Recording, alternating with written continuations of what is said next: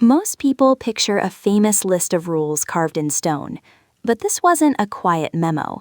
It was a nation-defining event delivered with blinding lightning and deafening thunder.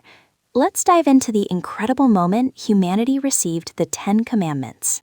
The story of the 10 Commandments isn't just about what was said, it's about how it was delivered. Imagine standing in the desert, staring up at a mountain wrapped in smoke, feeling the earth literally shake beneath your feet. This wasn't a casual suggestion box. It was the terrifying, awesome birth of a completely new society.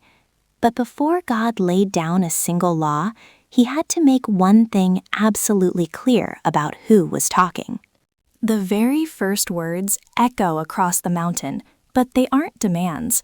God says, "I am the Lord your God, who brought you out of Egypt, out of the land of slavery."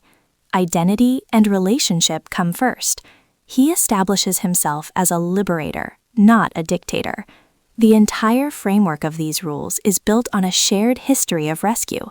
Because he saved them, he has the right to lead them, and that leadership comes in two distinct directions. If you look closely, the commandments are a brilliant blueprint split into two interconnected groups.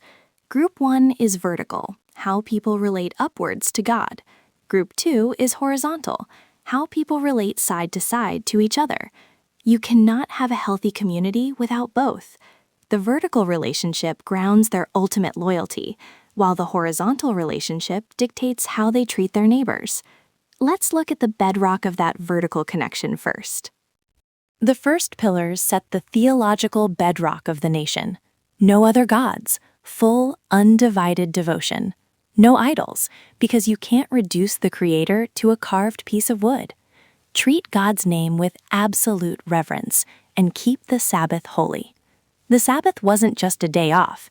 It was a radical weekly reset tied to the very creation of the universe, reminding them they were no longer slaves. With heaven sorted out, the focus shifts back down to earth.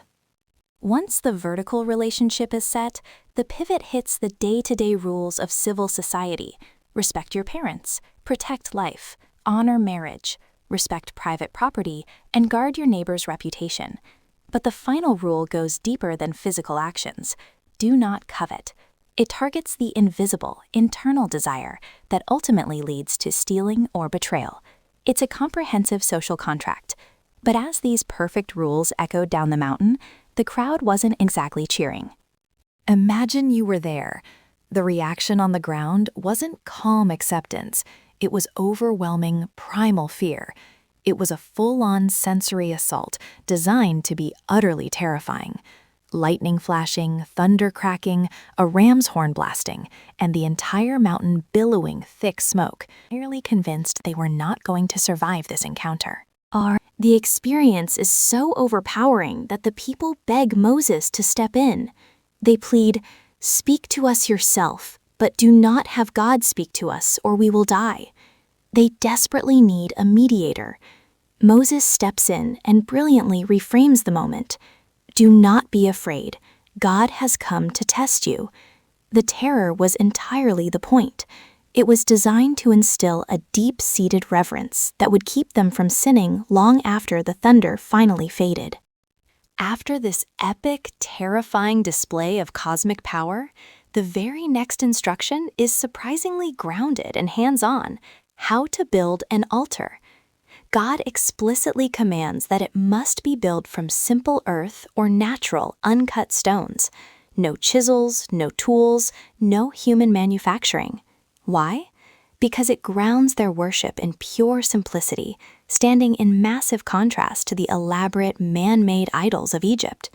It was an immediate, tangible way to put their vertical relationship into practice.